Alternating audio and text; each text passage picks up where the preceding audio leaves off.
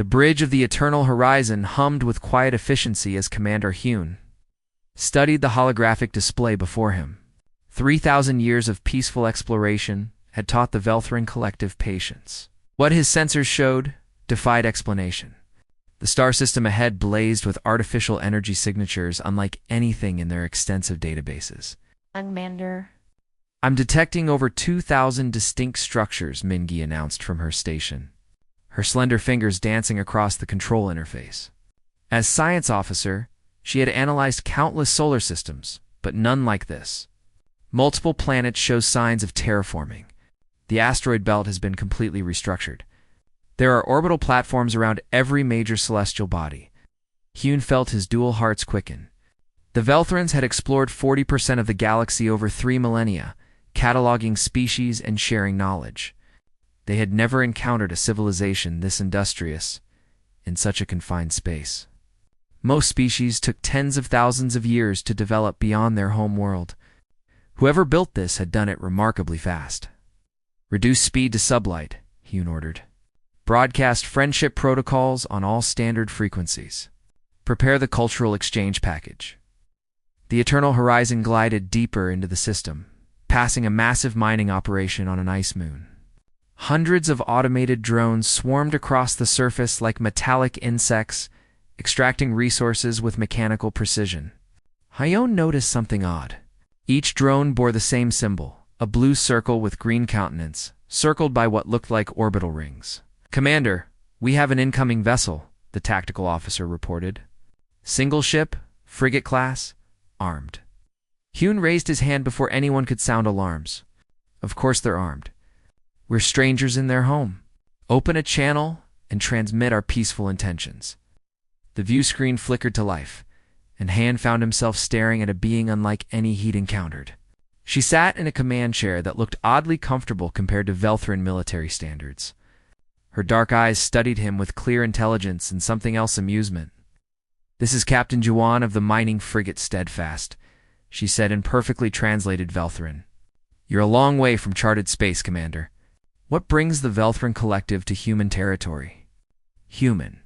The word appeared in Hyan's translation matrix as a new entry.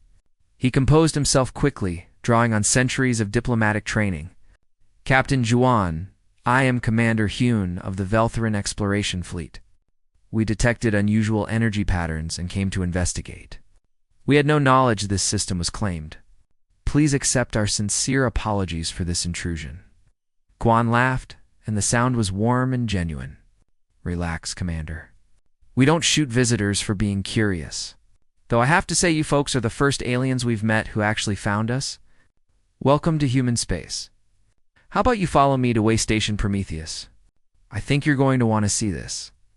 The mining frigate turned with surprising agility for a vessel of its size, and Hyan ordered his ship to follow. As they approached the third planet, his entire bridge crew fell silent. Waystation Prometheus hung in orbit like a jeweled crown, a massive ring structure that dwarfed anything the Velthrins had ever constructed. Lights glittered across its surface like stars, and ships of various sizes moved in carefully controlled patterns around dozens of docking ports. 2.3 million inhabitants, Minji whispered, her voice filled with awe. Commander, this single station has a larger population than our 5 largest orbital facilities combined. Captain Juan's voice crackled over the com. Prometheus is one of our smaller stations, actually. We built it primarily for mining operations and refueling. You should see Gateway Station near Earth. 7 million people call that home. Yoon tried to process this information. Earth must be their homeworld. But if this was a small station, and they had others that were larger, then humanity's population in space alone must number in the hundreds of millions. How long had they been spacefaring? His people had taken 2,000 years to reach such numbers beyond their planet. The Eternal Horizon docked smoothly, guided by automated systems that were startlingly advanced. As Hyan and his diplomatic team stepped through the airlock, they were greeted by Captain Juan in person. She wore a simple jumpsuit marked with various patches and symbols, and she smiled easily as she extended her hand in what his cultural database identified as a greeting gesture. Welcome aboard, Commander, she said, as he carefully mimicked the handshake. "I've arranged quarters for you and your crew. I figured you'd want to talk to someone in charge, so I contacted our sector administrator. He'll be here in about 6 hours.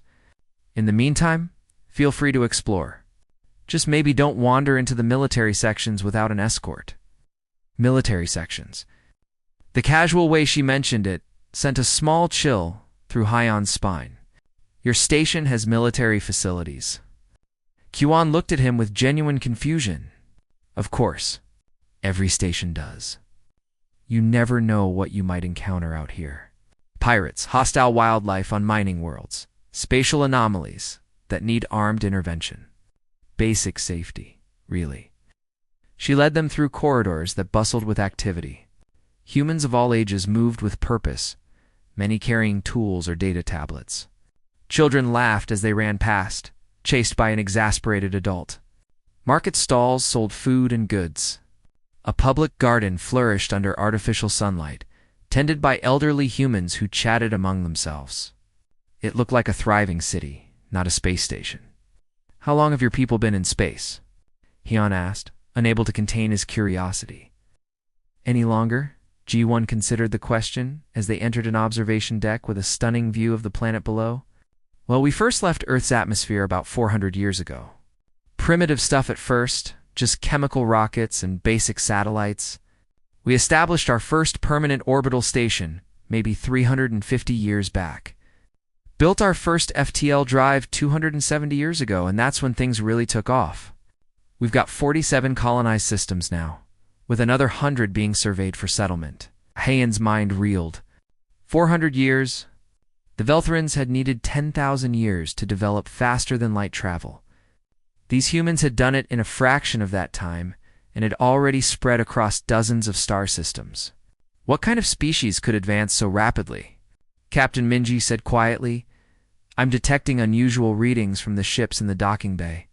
They all appear to carry weapon systems, even the civilian vessels." Giwan overheard and nodded matter-of-factly. "Sure, like I said, you never know what you'll run into. Every ship captain is required to maintain basic defensive capabilities. It's just common sense." Common sense.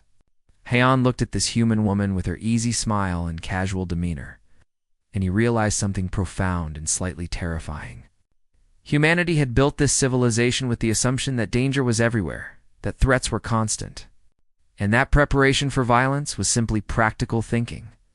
What kind of universe had humanity come from that made this their normal? Diplomat Sunho stepped off the shuttle onto Velthran Prime, carrying with him data cores containing the complete historical records of humanity. 6 months had passed since Commander Hyon's first contact, and both civilizations had agreed to a formal exchange of knowledge and culture. The Velthrans wanted to understand these newcomers who had spread across the galaxy so quickly. Sunho's mission was to help them understand. High Scholar Tai Yang waited at the landing platform, his robes flowing in the gentle breeze. The Velthran homeworld was beautiful, with crystalline towers rising from lush gardens and peaceful waterways connecting every district. 3,000 years of uninterrupted peace had shaped this world into something resembling paradise. "Welcome," Ambassador Sunho Taeyang said, performing the traditional Velthran greeting of touching his forehead with 3 fingers. "We are honored to receive you and eager to learn about humanity's journey to the stars." Sunho returned the gesture as best he could and smiled warmly. "The honor is mine, High Scholar. I've brought complete records of our history, culture, art, and science. I think you'll find it quite educational." They walked together through gardens where Velthran students studied ancient texts and practiced meditation. Everything about this world spoke of contemplation, wisdom, and harmony. Sunho felt a small knot form in his stomach. His people's history was none of those things.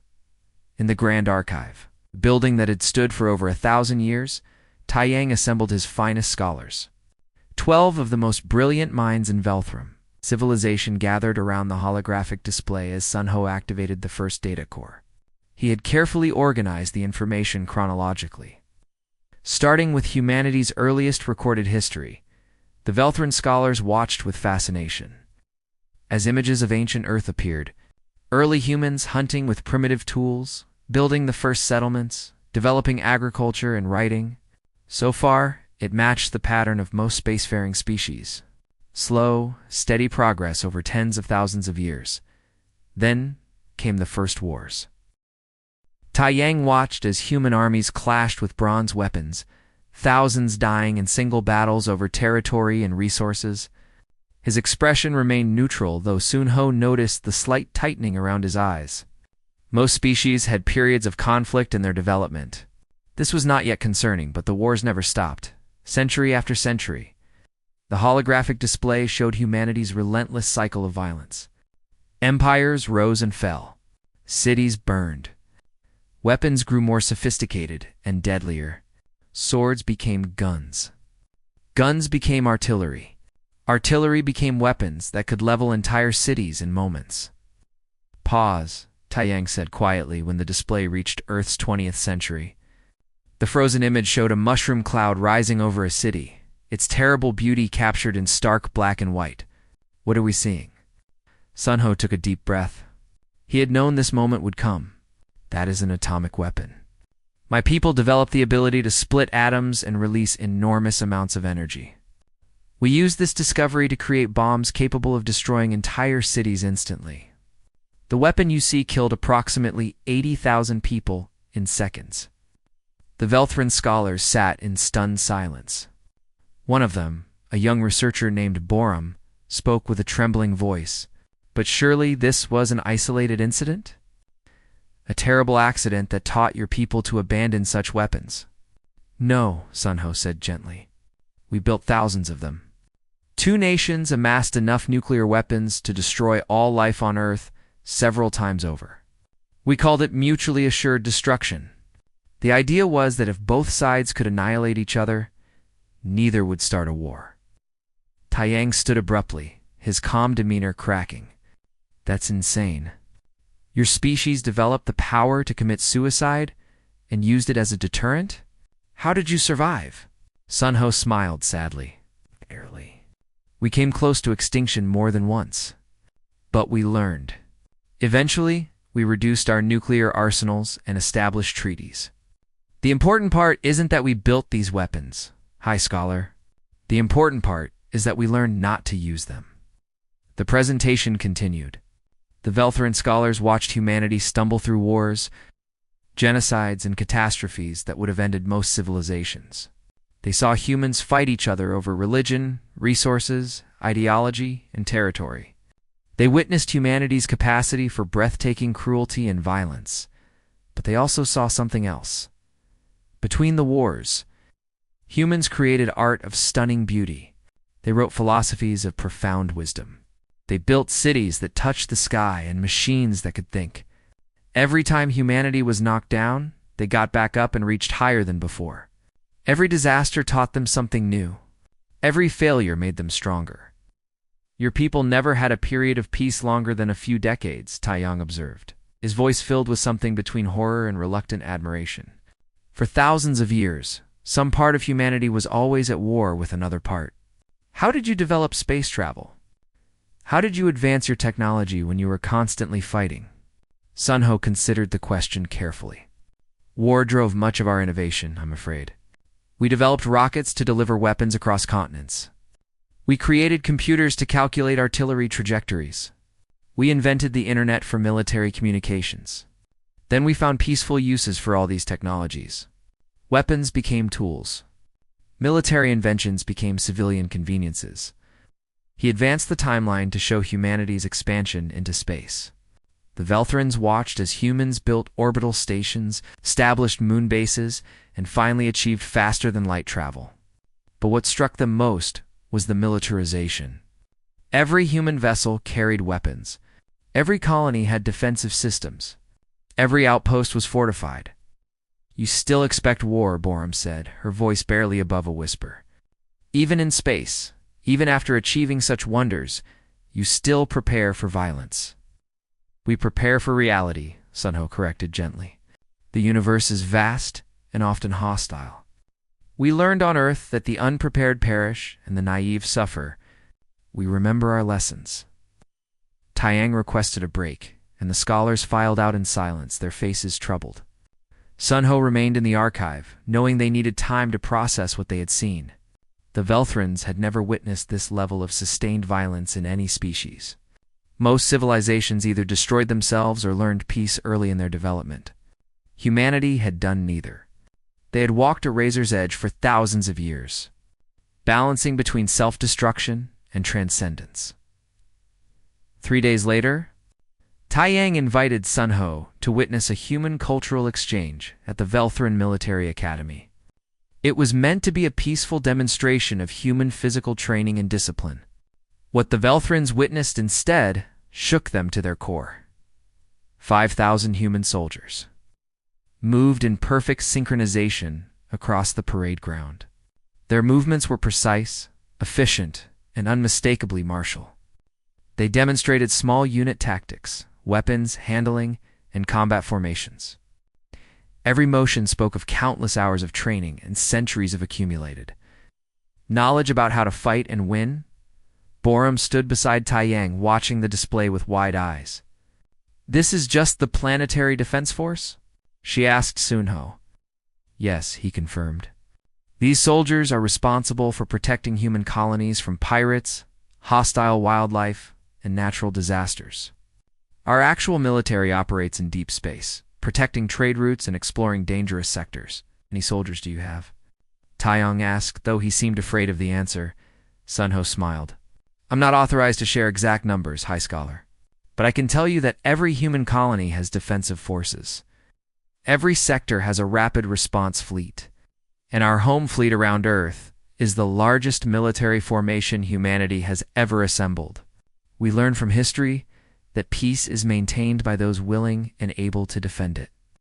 As the demonstration ended and the human soldiers filed off the parade ground, Taiyang turned to Sun Ho with a question that had been troubling him since the archive presentation began. "Ambassador, I must ask, if your people are this powerful, this prepared for war, why haven't you conquered the galaxy? Your technology matches or exceeds ours in most areas. Your population grows faster. Your industry outproduces us by orders of magnitude. You could dominate this entire sector if you chose." Sun Ho met the High Scholar's gaze steadily. "Because we remember what conquest costs, Taiyang. We've played the role of both conqueror and conquered. We know that empires built on force eventually crumble, and the suffering they cause echoes for generations. We learned that lesson in blood and tears on Earth.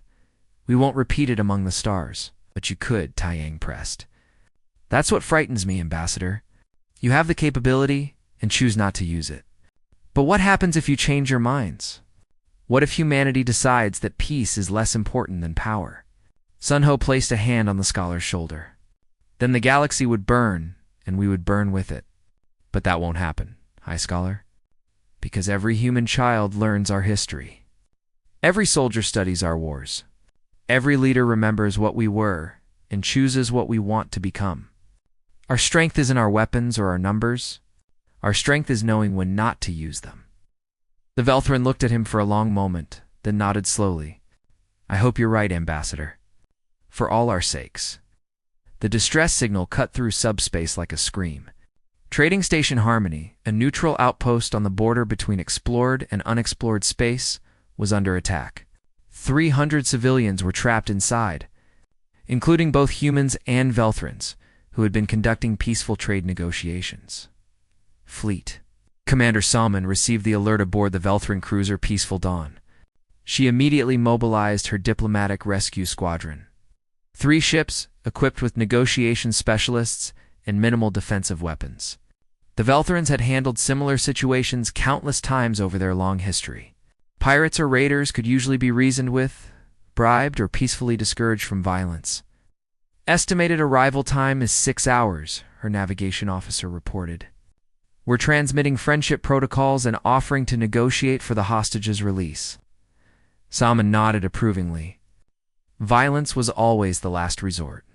Most conflicts could be resolved through patient dialogue and mutual understanding. The attacking force had identified themselves as the Kryn Swarm, an insectoid species known for aggressive territorial behavior, but not mindless savagery. Surely they could reach an understanding. What Salmon didn't know was that Lieutenant Deho had received the same distress signal aboard the human. Rapid Response Vessel Retribution. Unlike the Velthran ships, the Retribution was built for speed and overwhelming force. Its crew of 40 specialized Marines trained constantly for exactly this scenario. Hostage rescue, threat neutralization, precision violence. Deho studied the tactical display with cold efficiency. The Kryn had 4 attack ships surrounding the station, and scans indicated approximately 50 boarders inside. The station's shields were failing, and life support showed damage. Time was the enemy. Every minute he delayed meant more civilians at risk. Battle stations, he ordered calmly. Load boarding pods. Prepare breaching charges. Target their weapon systems. I want those ships disabled, not destroyed. Minimize collateral damage. The Retribution dropped out of FTL space like a predator striking from darkness. The Kryn sensors barely registered the human ship before it was among them, moving with impossible agility for a vessel its size. Precision laser fire disabled the first Kryn ship's weapons in 3 seconds. The second ship tried to turn and fight, but found its engines crippled before it could complete the maneuver. Inside Trading Station Harmony, the Kryn boarders had herded the civilians into the main cargo bay. Their chittering language was translated by the station's computer as demands for supplies, fuel, and safe passage. A Kryn warrior stood over a young Velthran child, using her as a bargaining chip. Then the lights went out. Emergency lighting flickered on, casting everything in dim red. The Kryn warriors clicked nervously, their compound eyes struggling to adjust. They never saw the human boarding team enter. Deho's Marines moved through the darkness like ghosts, their advanced optics turning night into day. They had trained for this 1,000 times. Every Marine knew their role. Every step was choreographed through years of practice. The first Kryn warrior fell to a precisely placed stun round, unconscious before his body hit the floor. The second and third followed within seconds. The human Marines flowed through the station like water, neutralizing threats with mechanical efficiency. No wasted motion, no hesitation. No mercy for those who threatened innocence. But no unnecessary killing either. Deho personally secured the cargo bay where the hostages were held. He stepped through the door with his weapon raised, his armor's sensors tracking every Kryn in the room. 12 hostiles. 15 civilians. Acceptable odds. Drop your weapons, he said calmly in the Kryn language. His translator made the clicking sounds perfectly. You have 3 seconds to comply. The Kryn leader chittered defiantly and raised a weapon toward the Velthran child. Deho's shot took him in the shoulder, spinning him away from the hostage. The other Kryn warriors found themselves targeted by red laser dots as the rest of the Marine team entered from multiple entry points, surrounded, outgunned, outmaneuvered. They surrendered. 18 minutes after the asterisk. Retribution asterisk arrived. The situation was resolved. All hostages were safe. All Kryn attackers were captured or disabled. The station was secure. Human medics were already treating the injured. Both civilian and Kryn, the wounded received the same level of care, regardless of which side they had been on. Fleet commander summoned ships arrived 3 hours later to find everything finished. The Kryn vessels were disabled but intact, their crews detained in the station's brig. The hostages were drinking hot beverages and receiving trauma counseling from human medical staff. Lieutenant Deho stood in the station's command center, filing his after-action report with the same calm demeanor he might use to describe a training exercise. Salmon approached him slowly, her mind still trying to process what her sensors were telling her. Lieutenant Deho, I am Fleet Commander Soman of the Velthran Collective. We received the distress signal and came to negotiate for the hostages' release. Deho looked up from his report and nodded politely. Commander, the situation has been resolved. All civilians are safe. We've cataloged the Kryn demands and gathered evidence for potential prosecution. The station administrator has everything documented. I can see that, Soman said carefully. May I ask what happened? Our intelligence suggested negotiations would be necessary. Deho pulled up the tactical recording and projected it holographically. Solomon watched the entire operation unfold in accelerated time. The precise ship maneuvers, the lightning-fast boarding action, the coordinated assault through the station. From arrival to resolution, 18 minutes. "You didn't attempt to negotiate?" Solomon observed, trying to keep her voice neutral. "No, Commander.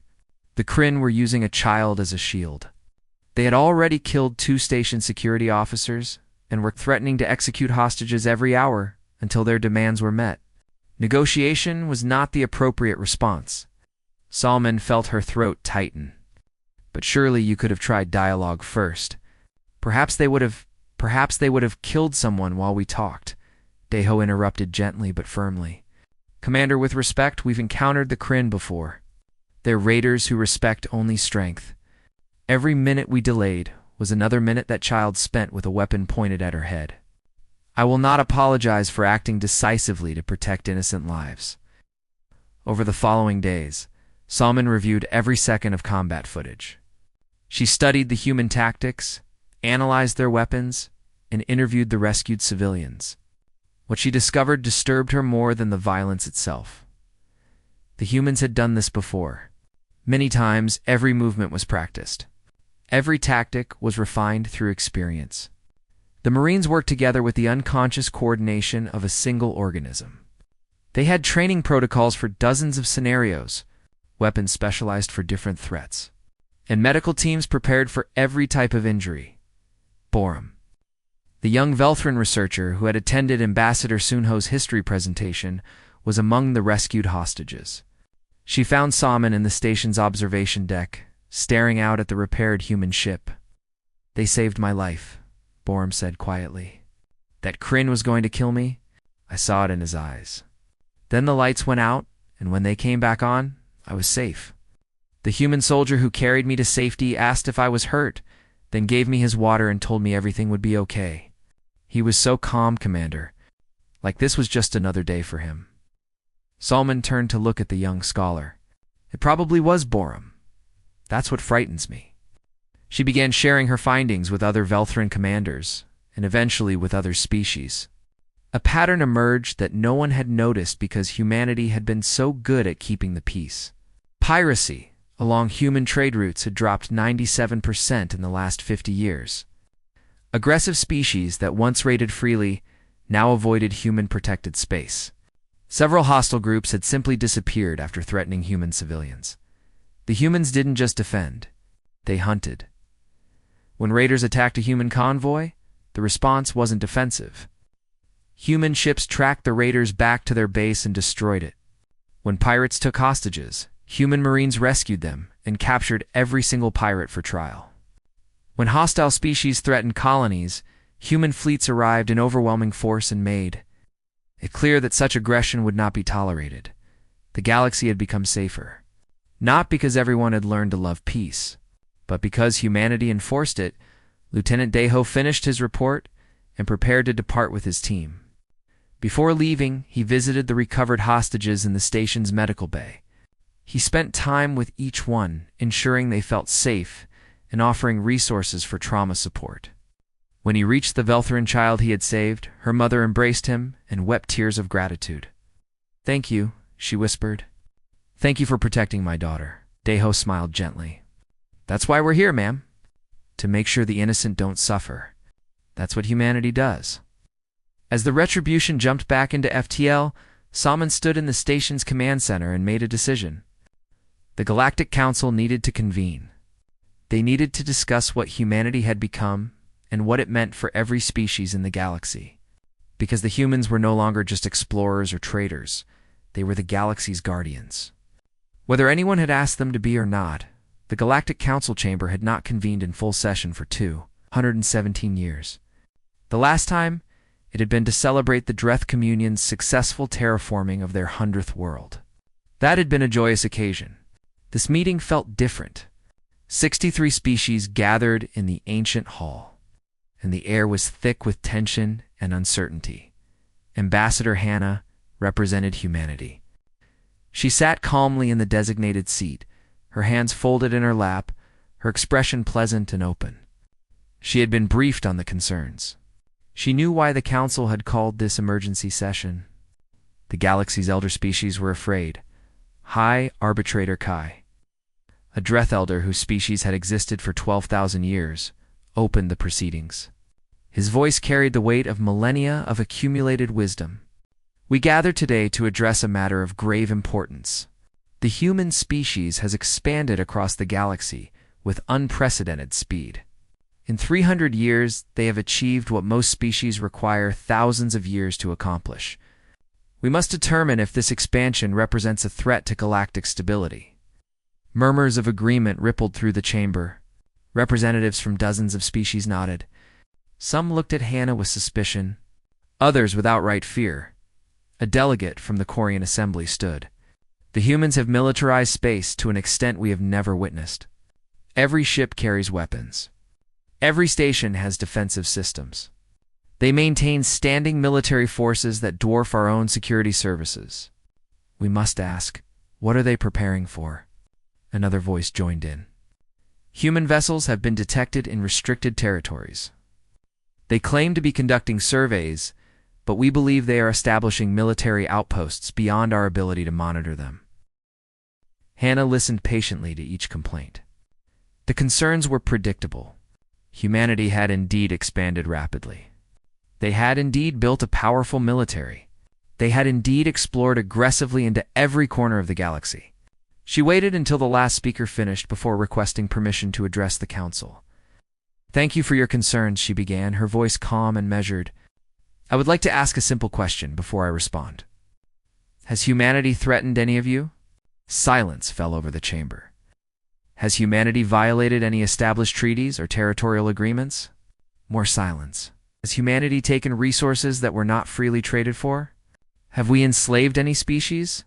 Have we demanded tribute or submission from any world?" The delegates shifted uncomfortably in their seats. No one spoke because they all knew the answer. Humanity had done none of those things. In fact, human trade had enriched dozens of civilizations. Human medical technology had saved millions of lives across multiple species. Human defensive fleets had made space safer for everyone. "Then why are we here?" Hannah asked gently. "I believe we are here because humanity makes you uncomfortable.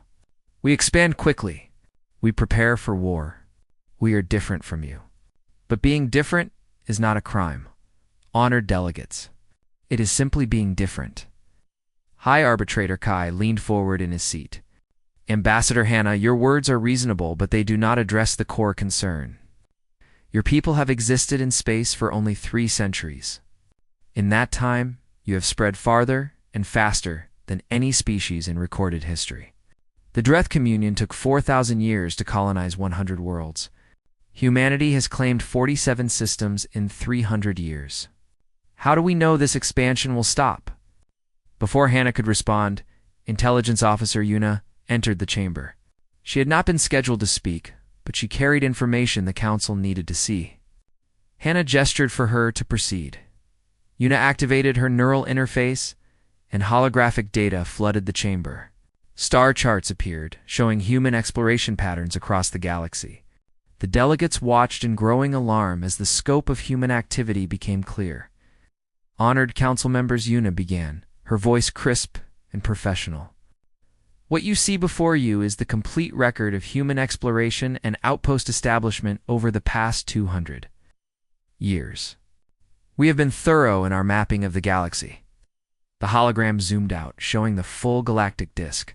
Red dots appeared, marking human presence. They were everywhere. Not just in colonized systems, but scattered throughout the galaxy in a vast network of observation posts, supply caches, and relay stations. 70%, Yuna stated calmly. "Humanity has established some form of presence in 70% of the galaxy's habitable regions. Not colonies, but we are there. Watching, listening, mapping." Chaos erupted in the chamber. Delegates shouted in their various languages, their translators creating a cacophony of outrage and fear. The Quarian delegate stood, his face flushed. "This is exactly what we feared. Humanity is preparing for conquest.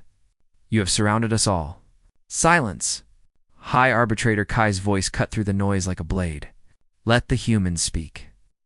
Hannah stood slowly, and the chamber quieted. She looked around at the assembled delegates, seeing fear and anger in their alien faces.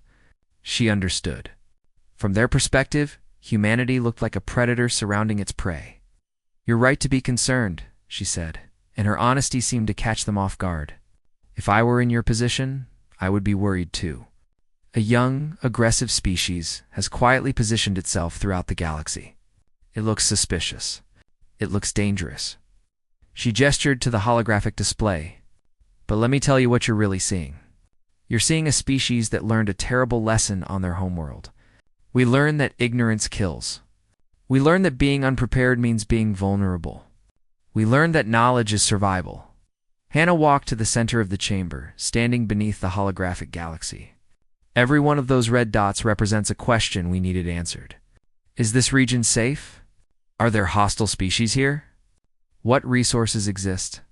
Where are the dangers? We explore because we must know. It's in our nature. We cannot sit still when there are unknowns." "But why the weapons?" a delegate asked. "Why the military buildup if you claim to be peaceful?" "Because we remember what it means to be defenseless," Hannah replied. "On Earth, we have a saying, hope for the best, prepare for the worst. We hope for peace. We genuinely want friendship with all species. But we prepare for war because we know hoping for peace is not enough to ensure it." "High Arbitrator," Kai studied her carefully. "Ambassador, you speak of defense, but your military capabilities exceed defense. You could conquer. The question is, will you?" Hannah met his ancient gaze without flinching. "We could, but we won't, and I can prove it." She gestured to Yuna, who brought up a new set of data. "These are humanity's military deployments over the past century. Notice where our forces are concentrated. Not at borders with other species. Not surrounding your worlds. Our fleets patrol trade routes used by all species. We station ships in regions where pirates operate. We maintain forces in areas where hostile wildlife or spatial anomalies threaten civilian vessels." The hologram showed the pattern clearly. Human military forces were positioned to protect, not to conquer. They guarded trade routes that benefited everyone. They responded to distress calls regardless of species. They hunted pirates and raiders who preyed on the weak. "We are not your enemy unless you make us one," Hannah said. And her voice carried a weight that made several delegates lean back in their seats. "We have no interest in empire. We've seen where that leads. Every human child learns our history. We know what happens when power becomes more important than principle." She paused, letting her words settle. "But I will be absolutely clear about one thing. We will defend ourselves. We will protect the innocent. We will maintain order in regions where chaos threatens lives. If that makes us uncomfortable neighbors, so be it. We would rather have you uncomfortable and alive than comfortable and enslaved by those who would do you harm." The chamber fell into thoughtful silence. High Scholar Tai Yang, representing the Velthran Collective, finally spoke. "Ambassador, I have studied your history extensively. Your people have a long record of violence. How can we trust that this current peaceful stance will continue? What happens when your leadership changes? What happens when new generations forget the lessons of the past?" Hannah smiled, and there was sadness in it. "Scholar Tai Yang, our children will never forget. We make sure of it. Every human learns our history. Every soldier studies our wars. Every leader remembers our mistakes. It is our greatest strength and our deepest shame. We carry the weight of our past so we never repeat it." She looked around the chamber one final time. "You asked what humanity wants.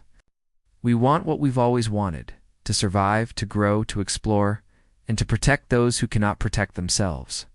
We want to be part of this galactic community, not its conquerors. But we will do so on our own terms, with our eyes open and our defenses ready. And if we refuse to accept you," the Quarian delegate challenged, "what if we decide humanity is too dangerous to allow to expand further?" The temperature in the room seemed to drop. Hannah's expression didn't change, but her voice carried absolute certainty. "Then you would try to stop us, and you would fail. And in failing, you would create the very monster you fear. We don't want that. You don't want that. So let's not make enemies where we could have allies. It wasn't a threat. It was a statement of fact, delivered with the calm confidence of someone who knew their civilization's capabilities and limits. The delegates understood. Humanity could not be contained, could not be controlled, could only be befriended or opposed. The choice was theirs. 6 months passed after the emergency council session.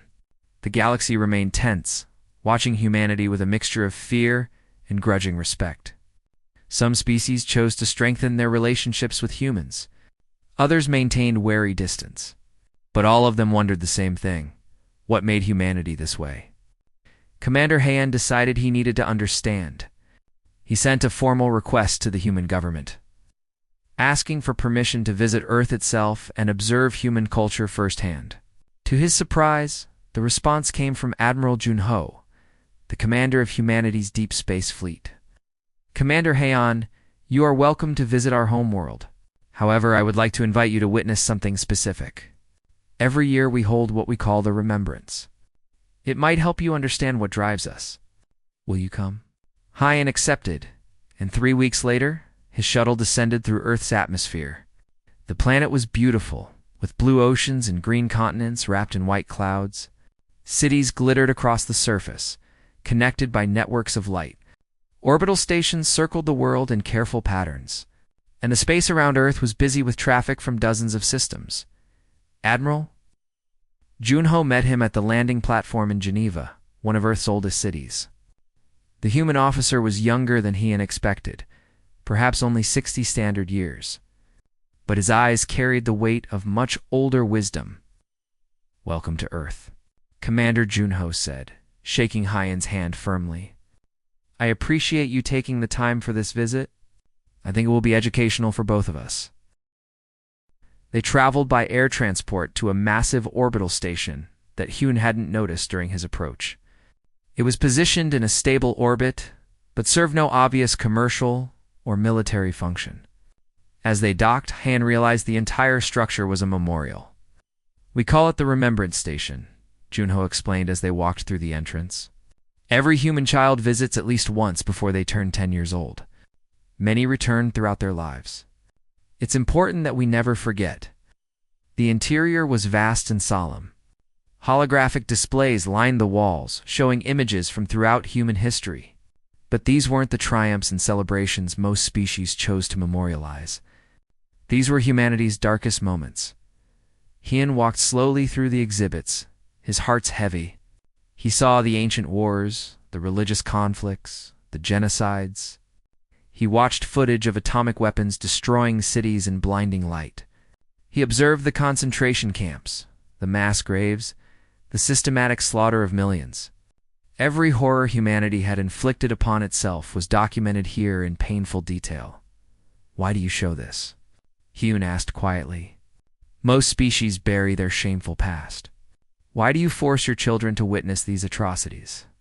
Junho stood before a display showing a particular brutal battlefield. Because if we forget, we repeat. Every war we fought taught us something. Every genocide showed us what happens when we see others as less than human. Every weapon we created demonstrated the terrible responsibility of power. We remember, so we never become this again. They moved through the chronological displays, watching humanity slowly learn from its mistakes.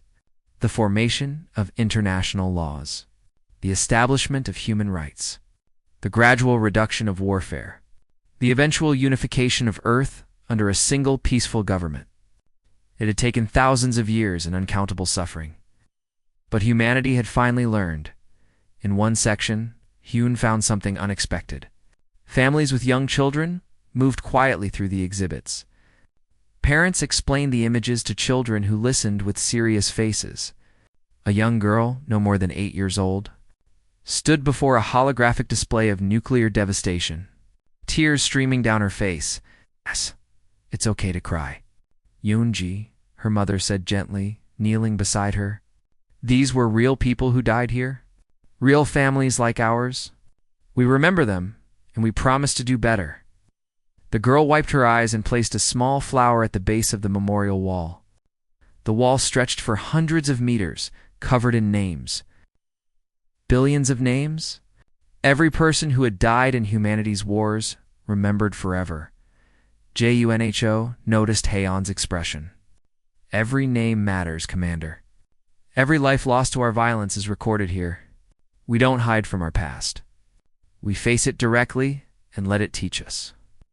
They moved to another section, this one dedicated to military education. Haon was surprised to see actual classrooms built into the memorial station. Young officers in training sat in lectures, studying historical battles and their consequences. Every human military officer must spend 1 year here before they can command, Junho explained. They study every major conflict in our history. They analyze what went wrong, what could have been prevented, and what the true cost of war is. Not in terms of territory or resources, but in human lives and suffering. Lecture was in progress, and Junho gestured for Hyun to observe. The instructor, an elderly veteran with scars visible on his hands, was discussing a battle from Earth's 20th century. This battle killed 40,000 soldiers in a single day, the instructor said, his voice heavy with sorrow. 40,000 young men who had families, dreams, and futures. They died fighting over a few miles of muddy ground that had no strategic value. Their commanders threw them into certain death because they refused to admit their strategy had failed. He looked at the young officers before him. When you command, you will hold lives in your hands. Every order you give might send someone to their death. You must understand the weight of that responsibility. You must know the cost of pride, of stubbornness, of viewing soldiers as numbers instead of people. That is why you are here. That is why you must remember. The classroom fell silent. Several of the young officers had tears in their eyes. They understood. The lesson was being carved into their souls so deeply they would never forget. Hyun and Junho continued through the station, passing sections dedicated to different forms of suffering: economic oppression, slavery, environmental destruction, disease and famine caused by human greed and ignorance. Nothing was hidden. Nothing was softened. Humanity's complete history was on display in all its terrible glory. Finally, they reached the last section. This one showed humanity's expansion into space. But even here, the tone remained somber and honest. The display documented the early accidents, the lives lost in exploration, the mistakes made when encountering the first alien species. We nearly started a war with the Kryn 40 years ago, Junho said, pointing to a particular exhibit. A misunderstanding during first contact. Our captain was aggressive. Their commander was territorial. We came within minutes of exchanging fire. Thousands could have died because 2 people failed to communicate. What stopped it? Hyun asked. Both commanders remembered their history. Ours remembered that humans have started too many wars over misunderstandings. Theirs remembered that the Kryn had nearly destroyed themselves through constant territorial conflicts. They chose to talk instead of shoot. That choice saved both species from a pointless war. Junho led Hyun to an observation deck overlooking Earth. The planet rotated slowly below them, peaceful and beautiful.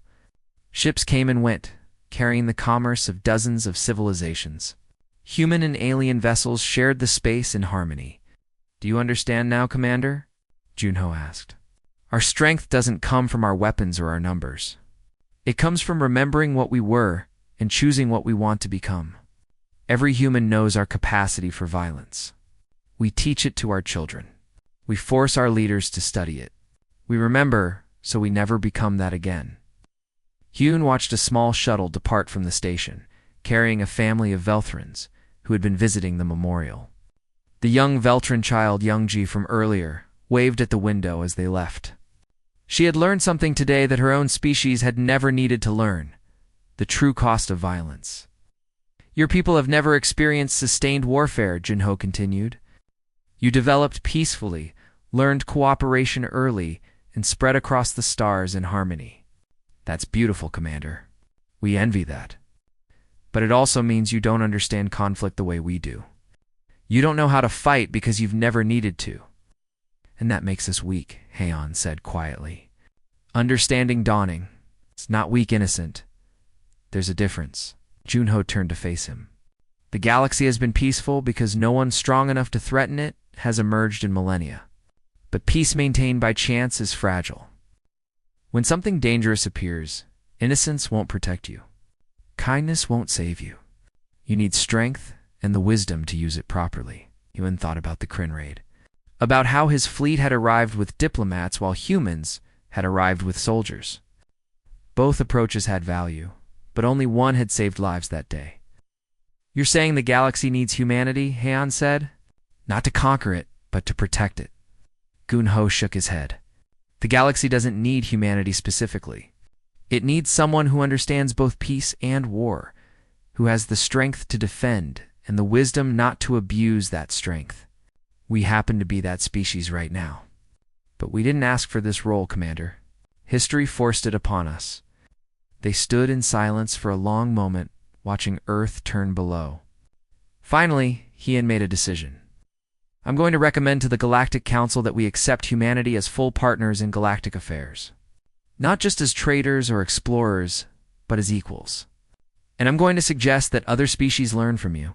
Not your violence, but your wisdom. How to remember. How to prepare.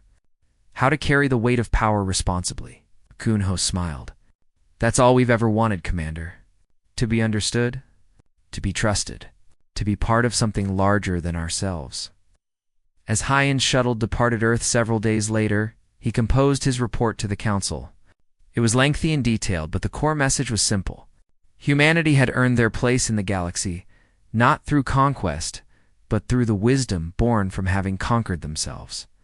The galaxy didn't belong to humanity through force or claim. It belonged to them because when humanity discovered they weren't alone in the universe, they didn't try to dominate it. They joined it. They protected it. They became the guardians no one had asked for, but everyone needed. Heian watched Earth shrink in his view screen. That beautiful blue world that had birthed such a remarkable species. He understood now. Humanity's strength came from remembering their past. Their wisdom from choosing their future. Their courage from walking the line between both every single day. The galaxy was in good hands.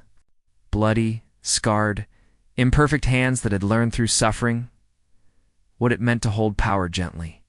And perhaps Heian thought that was the only kind of hands capable of protecting something so precious as peace.